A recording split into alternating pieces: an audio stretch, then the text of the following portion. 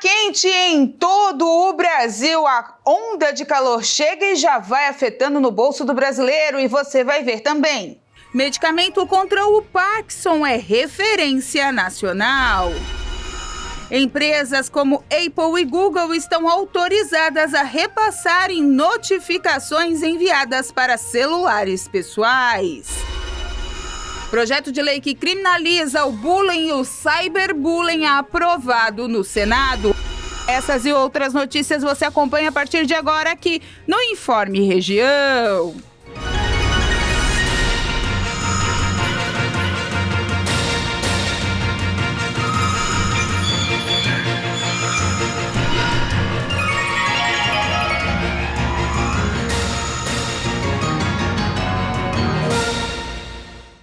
Olá, hoje quinta-feira, 14 de dezembro de 2023, uma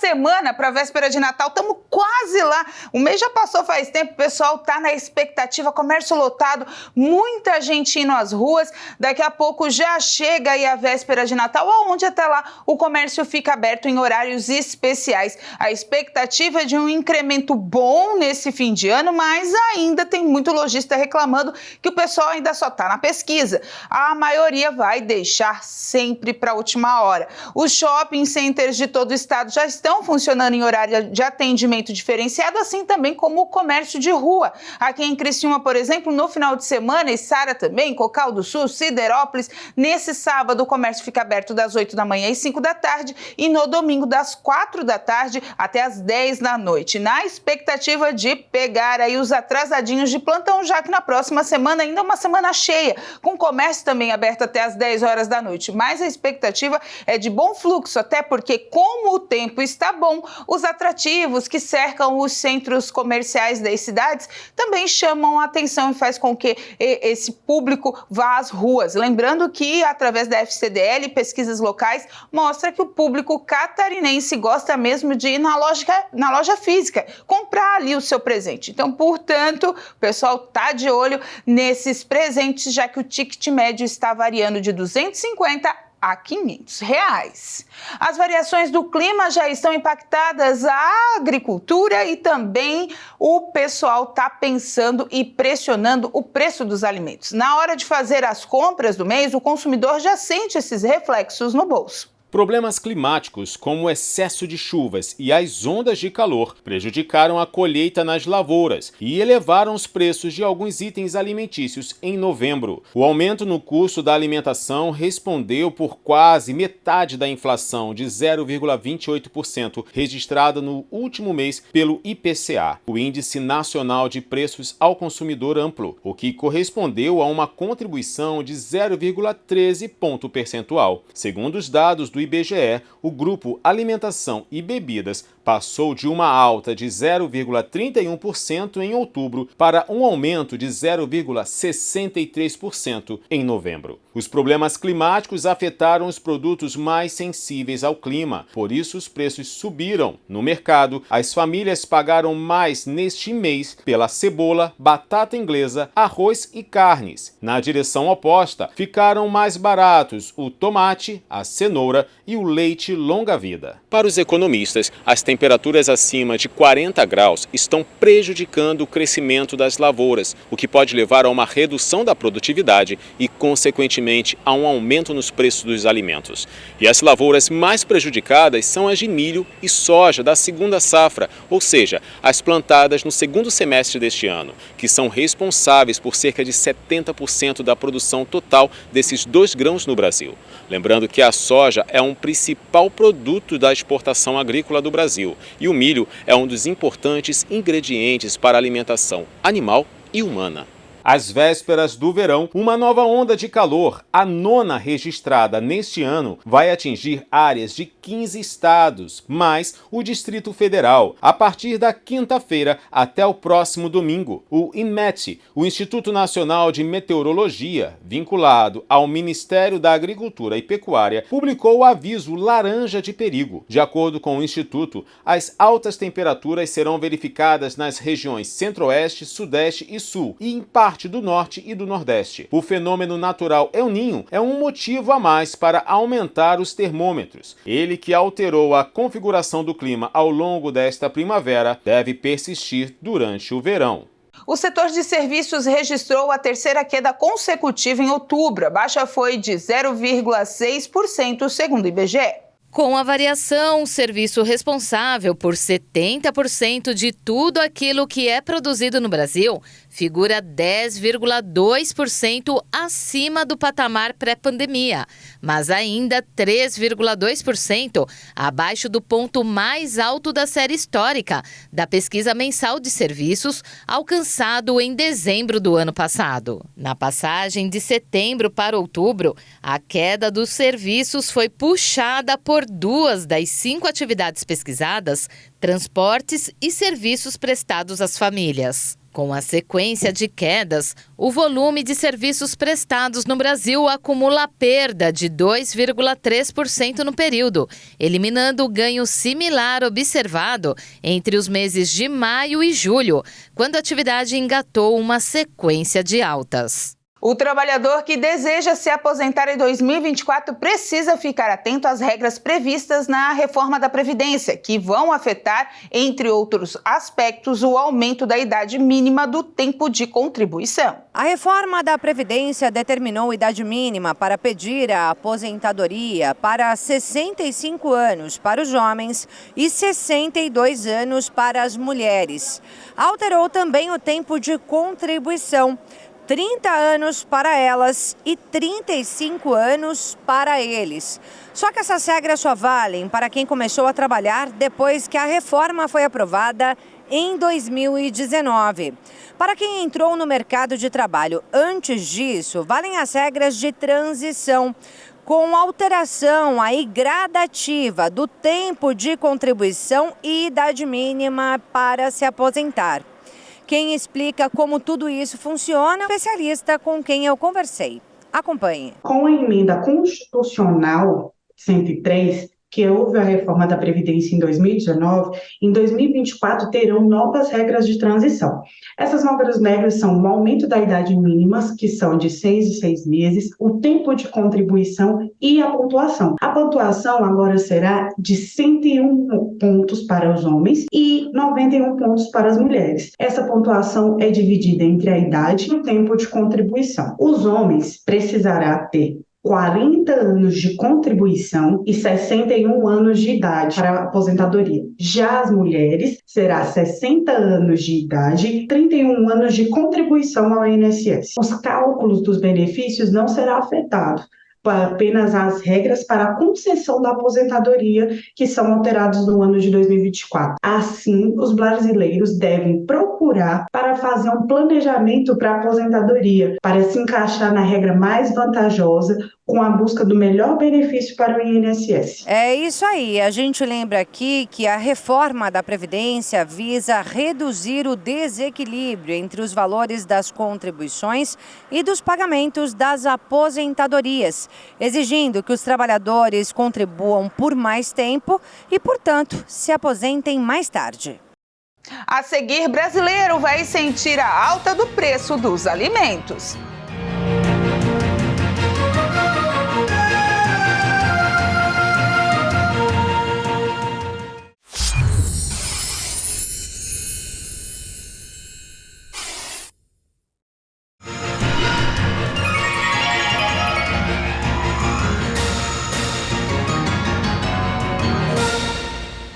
E foi aprovado pelo Senado um projeto de lei que criminaliza a prática do bullying e cyberbullying. O texto também transforma em crime hediondo uma das séries de atos cometidos contra crianças e adolescentes, como a pornografia infantil e o sequestro e incentivo à automutilação. O texto agora aguarda a sanção do presidente Lula. Com o projeto, as práticas de bullying e cyberbullying foram incluídas no Código Penal brasileiro. O bullying em si é definido por intimidar mediante violência física ou psicológica pessoas de modo intencional e repetitivo, sem motivação evidente por meio de atos de humilhação ou de discriminação. ou até mesmo ações verbais, morais, sexuais, sociais, psicológicas, físicas, materiais ou virtuais. A pena prevista é de multa se o comportamento não constituir um crime mais grave. Já o cyberbullying é definido como uma intimidação sistemática por meio virtual. Nesse caso, se os atos forem realizados por meio da internet, rede social, aplicativos, jogos online ou transmitida em tempo real, a pena será de reclusão de 2 a 4 anos e multa. Outra medida aprovada é a criação da Política Nacional de Prevenção e Combate ao Abuso e Exploração Sexual de Crianças e Adolescentes, com protocolos a serem seguidos pelas instituições de ensino para prevenir e combater a violência dentro da escola. O projeto também inclui na lista de crimes hediondos agenciar, facilitar, recrutar, coagir ou intermediar a participação de crianças ou adolescentes em imagens pornográficas e adquirir, possuir ou armazenar imagens pornográficas com crianças e adolescentes, além de sequestrar ou manter em cárcere privado crianças e adolescentes e traficar pessoas menores de 18 anos. Atualmente, quem é condenado por crime considerado hediondo, além das penas previstas, não pode receber benefícios de anistia, graça e indulto ou pagar fiança. Outro crime que se tornou hediondo, conforme o projeto, é a instigação ou auxílio ao suicídio e à automutilação por meio da internet. O texto também aumenta a pena de homicídio contra menores de 14 anos. Dessa forma, a pena atual de 12 a 30 anos de reclusão poderá ser aumentada em 2/3 se for praticado em escola de educação básica, pública ou privada.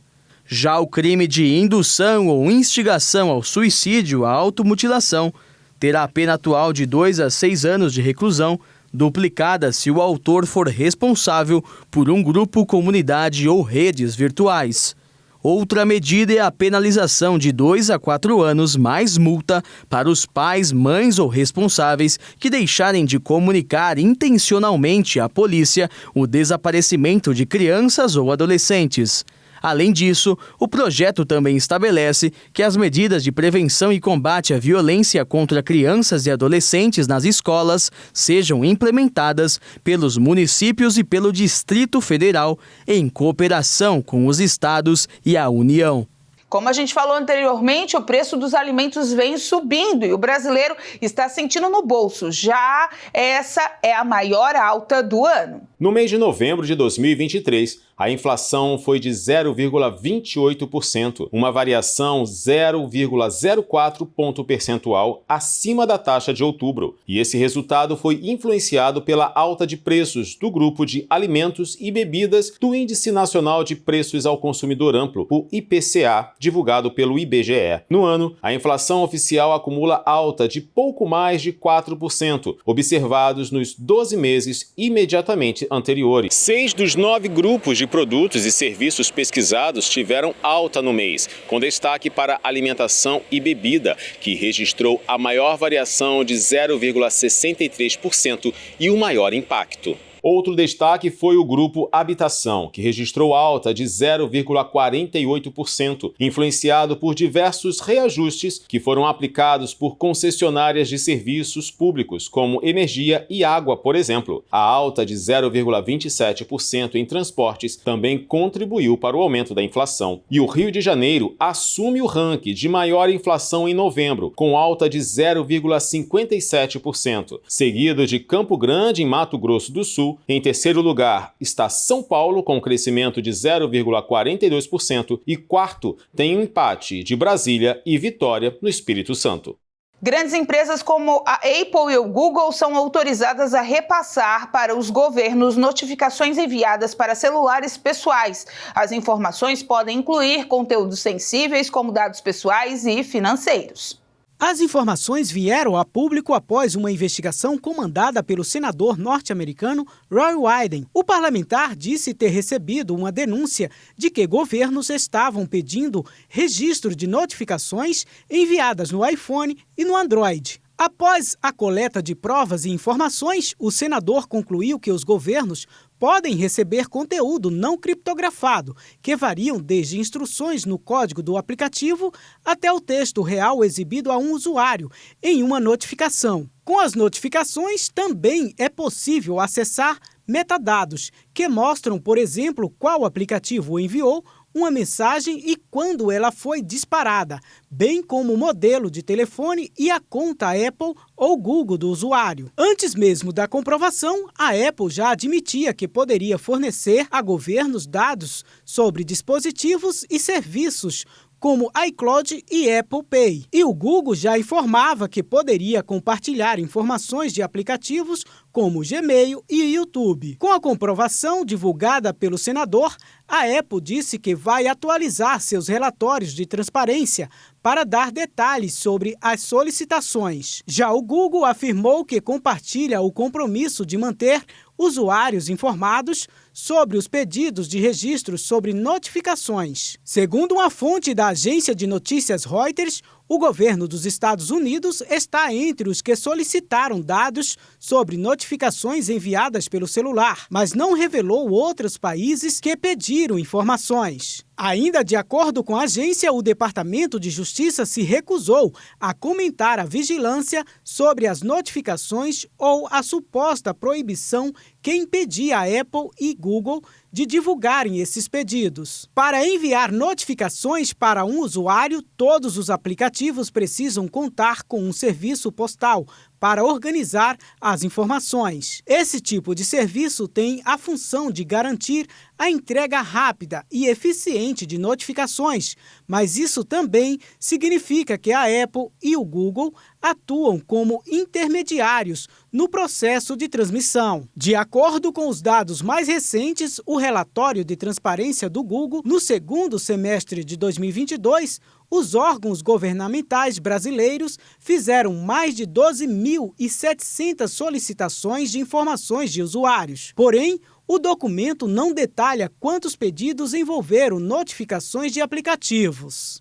E atenção, prossegue até o dia 5 de janeiro a oportunidade de adesão ao programa Zero a Dívida da Casan, que oferece condições especiais para negociação de faturas vencidas. Qualquer usuário com débitos em faturamentos vencidos até 30/6/2023 pode participar. O pedido pode ser feito pessoalmente em qualquer agência da companhia no estado ou no site casan.com.br através do botão Parcelamento de Débito. A negociação permite o pagamento em cota única com isenção total de juros ou até em 60 parcelas com isenção escalonada de multas e atualizações monetárias que serão mantidas. O valor da entrada é de 1% do valor total da dívida atualizada e o valor mínimo de cada parcela é de R$ 50 para pessoas físicas e 100 para pessoas jurídicas. O objetivo da ação é dar oportunidade para usuários ficarem em dia com as faturas atrasadas e evitarem cortes de água. Na última edição,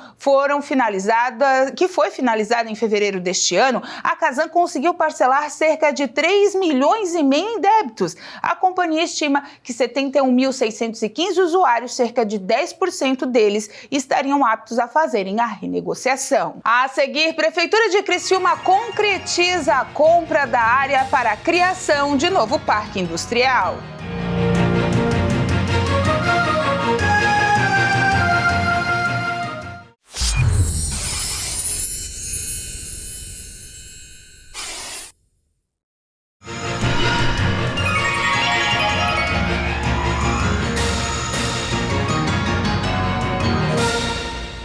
Um medicamento utilizado para tratamento da doença de Parkinson, produzido pelo Instituto de Tecnologia em Fármacos da Fundação Oswaldo Cruz, passou a ser referência nacional, proporcionando segurança aos profissionais de saúde e aos pacientes que fazem uso dessa medicação por meio do Sistema Único de Saúde. A Anvisa, Agência Nacional de Vigilância Sanitária, atestou a qualidade, eficácia e segurança do medicamento dicloridrato de pramipexol, utilizado para o tratamento da doença de Parkinson, produzido pela Fundação Oswaldo Cruz. Ele passou a ser referência nacional para qualquer laboratório que tenha interesse em produzir a fórmula no Brasil. Segundo a Fundação, esta designação proporciona segurança aos profissionais de saúde e aos pacientes que fazem uso da medicação por meio do SUS, o Sistema Único de Saúde. Para garantir esta autonomia nacional na produção do medicamento contra o Parkinson, a Fiocruz já havia feito uma parceria com a farmacêutica alemã Boehringer Ingelheim e anunciou que, para implementar a produção em escala industrial, o Instituto envolveu a expertise de diferentes setores, como laboratórios de tecnologia farmacêutica, o desenvolvimento de embalagens, além das áreas de controle da qualidade de produção, entre outras. De acordo com a Organização Mundial da Saúde, estima-se que mais de 200 mil pessoas convivem com a enfermidade no Brasil e o medicamento oferece benefícios ao paciente, uma vez que estabiliza a doença e proporciona melhor qualidade de vida. O Parkinson é a segunda doença neurodegenerativa mais frequente no mundo, atrás apenas do Alzheimer. Concretizado, a Prefeitura de Criciúma conquistou, através do projeto de lei, a compra do antigo prédio da Secrisa, onde fará um novo parque industrial voltado para a área da tecnologia. Os vereadores de Criciúma aprovaram na última sessão do ano, por unanimidade, a compra do imóvel onde funcionava o escritório da Secrisa Revestimentos Cerâmicos, no bairro Nossa Senhora da Salete, por parte da Prefeitura Municipal. Com 60 mil metros quadrados, atualmente o local é de propriedade das Centrais Elétricas de Santa Catarina, Celesc. O prefeito Clésio Salvaro reuniu um grupo de empresários, engenheiros e secretários nesta manhã e fez uma visita no local, onde foi surpreendido por pouco poder ser aproveitado do que ainda resta no pavilhão. A Prefeitura agora ela tem a posse, que ainda é precária, e não tem a propriedade, mas com isso a Prefeitura já está autorizada a fazer a intervenção. Por isso nós convidamos aqui a equipe de técnicos da Prefeitura, uma equipe governamental, e também convidamos empresários das cidades, engenheiros não governamentais, para dar uma ideia do que fazer numa área tão nobre quanto esta, uma área de 60 mil metros quadrados, que tem uma estrutura que parte dela ainda pode ser aproveitada. É claro que é quase que uma unanimidade aqui de que este espaço aqui deve abrigar empresas de tecnologia, empresas de alto valor agregado, empresas não poluentes. Acho que o governo também concorda exatamente com isso, porque nós estamos num local totalmente habitado. E, portanto, aqui é o que nós pretendemos fazer. Mais do que um projeto de governo, este é um projeto de cidade. A compra do imóvel irá custar R$ 10.132.434,73, que serão pagos em 18 parcelas mensais consecutivas, no valor cada uma de R$ 56.291,30, corrigidas mensalmente pela taxa Selic, que é a taxa básica de juros usada pelo Banco Central. A área será utilizada para a implementação de um condomínio empresarial, com vista à geração de emprego, renda e fortalecimento do setor econômico de Criciúma. E por isso, ainda o prefeito pretende que os seus secretários façam visitas em outras localidades para se ter ideia e implantar o projeto. O deputado Júlio Garcia está muito envolvido nesta questão, também o governador Jorginho Melo, o presidente da Celesc, o Tarcísio, a diretora Pilar, também tem uma equipe de pessoas muito envolvidas. É uma questão agora de encaminhar ao cartório e depois à Assembleia Legislativa. Eu tenho certeza que quando este projeto chegar na Assembleia, será aprovado de imediato. Acho que isso não é o problema, até porque está consensuado entre o governo, que é o maior acionista, e os próprios acionistas da Celesc, que já aprovaram isso, também foi aprovado por unanimidade pelos acionistas, mas enquanto isso a Prefeitura já vai desenvolvendo o projeto. Nós vamos vender este terreno parcialmente, será feito o parcelamento do solo. A ideia aqui é colocar entre 20, 25 e 30 empresas, talvez, aqui dentro no ramo de tecnologia. Segundo o prefeito, a posse definitiva para a prefeitura será dada somente em março de 2024, mas a área na próxima semana já começa a ser demolida e limpa. A expectativa é que seja instalado um parque industrial voltado à área de tecnologia para alavancar o setor na cidade. Pois é, será uma área aí revitalizada, com certeza, só de tirar aquele galpão abandonado, destruído, que, como o prefeito já salientou também em outras entrevistas, está sendo usado para coisas ruins, já é uma boa ali para o pessoal da Nossa Senhora da Salete, da Próspera, que usam aquela localidade, as crianças que estudam no IFES, que, enfim, toda aquela localidade ganha com a demolição desse espaço e com a abertura de uma nova projeção industrial que traz lucros, é claro, para a cidade ao decorrer decorrer dos anos e empregos que as pessoas precisam. Com essa informação, a gente encerra o Informe Região desta quinta-feira. Lembrando para você que essas e outras notícias estão disponíveis nas nossas redes sociais, @TV Primavera no Instagram e no Facebook, no nosso canal do YouTube, /TV Primavera Criciúma. Eu fico por aqui às 2h da tarde. Tem o culto da Igreja Internacional da Graça de Deus e também às 4, a Hora da Graça, chegando para você e para sua família encerrar o dia com muita fé e oração. E depois eu volto com a próxima edição do Boletim Primavera. Gente, um grande abraço, cuidado com o calor, toma bastante água. Até amanhã, tchau!